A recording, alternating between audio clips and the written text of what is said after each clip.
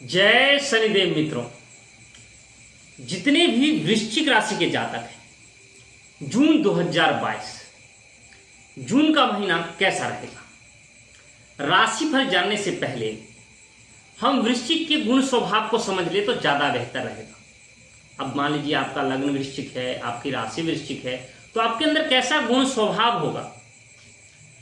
वृश्चिक राशि का जो चिन्ह आपने देखा होगा वो बिच्छू का है, इसीलिए इसे बहुपद राशि भी कहते हैं। बहुत सारे पैर होते हैं बिच्छू के। बिच्छू कहाँ रहना पसंद करता है? कंदराओं में रहना पसंद करता है, छुपकर रहना पसंद करता है, घात लगाकर शिकार करता है।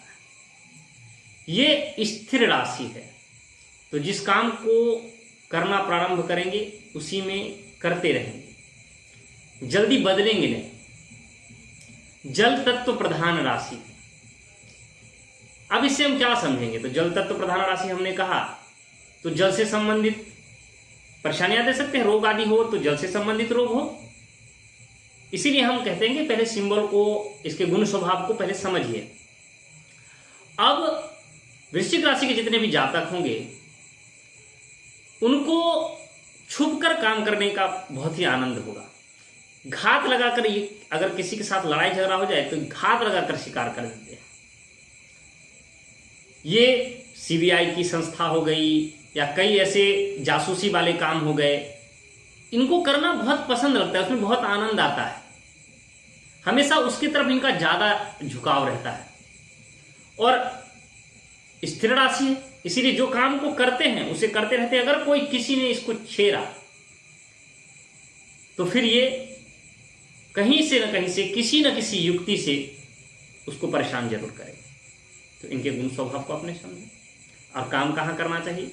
जासूसी आदि की जो भी संस्था है इसमें जाना चाहिए, पुलिस विभाग में, सेना विभाग में, ये सब विभागों में आप जाकर काम कर सकते हैं। इसमें आपको बेहद फायदा होगा और मन भी लगेगा। अब जून के महीने में ग्रह क्या परिणाम दे रहे हैं, क्या शुभ और क्या अशुभ परिणाम आपको दे सकते हैं, इसको समझते हैं। तो आपके राशि के स्वामी होते हैं मंगल, और मंगल बैठे रहे हैं आपके पंचम भाव मीन राशि में, और मीन के स्वामी गुरु भी वहीं बैठे हुए हैं पंचम भाव में।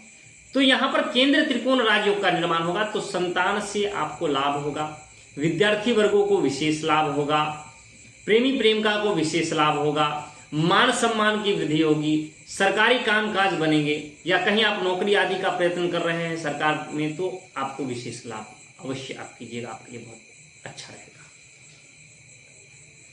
इसके बाद हम समझते हैं दूसरे भाव, धन भाव।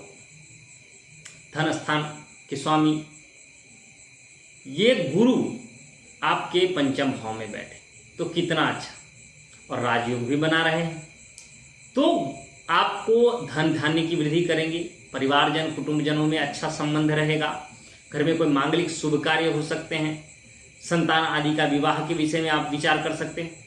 देखिए, सबसे पहले तो बहुत सारे कमेंट आते हैं, उसमें ऐसे भी प्रश्न पूछे जाते हैं कि इसमें से क्या फल मिलेगा, हमें समझ नहीं आया, क्या फल प्राप्त हो सकता है। तो जैसी उम्र होगी आपको उस अनुसार से आपको फल मिलेगा। देश काल परिस्थिति के अनुसार समझना चाहिए। इसीलिए हम आपसे कहते हैं कि वीडियो को पूरा देखिए, हमारे हर वीडियो को देखिए, तब आपको समझ में आएगा कि हम कब कहाँ क्या बोल जाते हैं। हर वीडियो में हम कुछ अलग बोलते हैं, इसीलिए देश काल परिस्थिति के अनुसार समझिए। अब आपकी उम्र 16 वर्ष है, वहां पढ़ने का उम्र है, तो आप क्या समझेंगे? क्या आपको सरकारी जॉब मिलेगी, या क्या आप समझेंगे कि आपको आपके संतान का आप विवाह करेंगे? नहीं, आप क्या समझेंगे कि आपको विद्या में विशेष लाभ होगा, पढ़ाई लिखाई में विशेष लाभ होगा, क्योंकि हमने कहा पंचम से पढ़ाई लिखाई विद्यार्थी वर्गों को विशेष लाभ होगा। तो विद्यार्थी है तो ये समझिए, अगर आप बुजुर्ग हैं, आपके संतान है और विवाह के योग हो चुके हैं, तो आप ये समझिए कि उनका विवाह हो सकता है। तो देशकालिक परिस्थिति के अनुसार भी समझिए। इसके बाद आपके तीसरे भाव पराक्रम स्थान के स्वामी होते हैं शनि। शनि बैठ कहां रहे हैं? आपके चतुर्थ भाव में कुंभ राशि में, और ये भी शस्य नामक राजयोग ही बनाते हैं। ऐसे ढैया लगता है लेकिन शस्य नामक राजयोग भी बनाते हैं। तो आपके वाहन सुख को बढ़ाएंगे, आप घर बनवा सकते हैं, माता का सुख प्राप्त होगा, आपको लग्जरियस लाइफ प्राप्त होगा। तो बहुत अच्छी स्थिति रहेगी यहां पर शनि की। अब हम शुक्र को भी एक बार देख लेते हैं, क्योंकि जो जो राशि परिवर्तन करते हैं उनको देखना बहुत अनिवार्य। शुक्र जो है ये आपके छठे भाव में बैठेंगे 19 तारीख तक। 19 तारीख तक ये छठे में बैठकर कुछ परेशानियां दे सकते हैं, और 19 वैवाहिक जीवन में परेशानियां देंगे, क्योंकि ये अपने से द्वादश है। तो वैवाहिक जीवन में परेशानियां देंगे, रोजमर्रा के कार्यों में परेशानियां दे सकते हैं, विदेश यात्रा आदि में भी परेशानी दे सकते हैं, या लंबी दूरी की यात्रा आदि में भी परेशानी दे सकते हैं। लेकिन 19 तारीख के बाद जब ये आपके चले जाएंगे सप्तम भाव में और बुध के साथ युक्त हो जाएंगे, तब आपको ये विशेष लाभ करेंगे। तब आप देखिएगा कि आपको कहीं ना कहीं से आपको लाभ प्राप्त होगा। दैनिक रोजमर्रा के कार्य भी विशेष अच्छे होंगे, और बुध के साथ युक्त रहेंगे तो वाणिज्य व्यापार आदि में भी आपको विशेष लाभ होगा। इसके बाद आप देखेंगे कि वैवाहिक जीवन आपका बहुत आनंदमय रहेगा। कहीं लंबी दूरी की यात्रा भी कर सकते हैं, विदेश आदि से अगर कोई संबंध बनते हैं, कैसे योग बने तो आप विदेश भी जा सकते हैं। तो बहुत अच्छी स्थिति यहाँ पर रहेगी। अब विशेष परेशान आपको कहाँ होना है? आपके अष्टम भाव पर। देखिए, अष्टम भाव की स्थिति जो रहेगी, अष्टम भाव में सूर्य चले जाएंगे।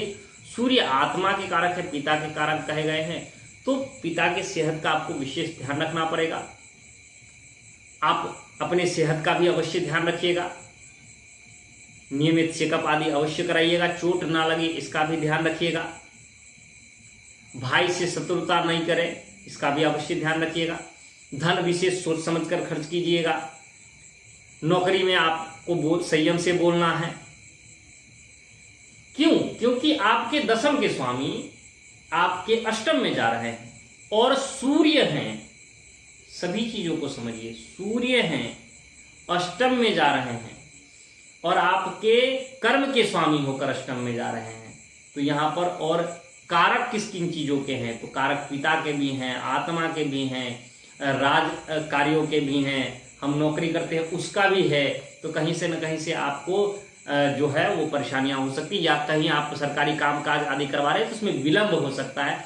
कोई ऐसे कागज है जो लोग जाते हैं सरकार में काम कराने की, ऑफिस भटकते हैं, वो काम बनता नहीं जल्दी, तो यहाँ पर ये स्थिति सूर्य के कारण बन सकती है। तो इसका आप ध्यान रखिएगा। बाकी सभी चीजें आपको हमने कही, आपको बताई कि शनि स्थित है, अच्छे परिणाम दे रहे हैं, गुरु स्थित है, अच्छे परिणाम दे रहे हैं, मंगल अच्छे परिणाम दे रहे हैं, शुक्र अच्छे परिणाम दे रहे हैं। एक सूर्य से थोड़ी सी चिंता है, तो इसके लिए आप हर दिन सूर्य को जल दे सकते हैं।